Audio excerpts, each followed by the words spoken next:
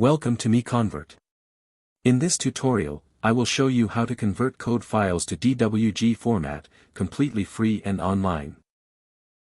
Open your browser and search for code to DWG MiConvert.com.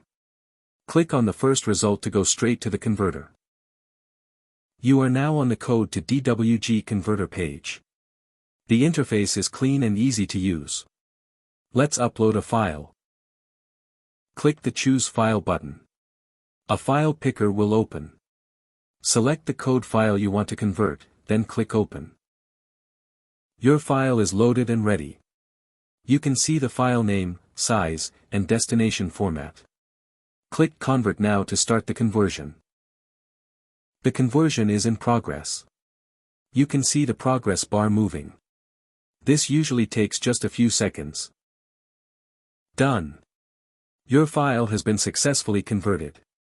Click Download to save the DWG file to your computer. That's it.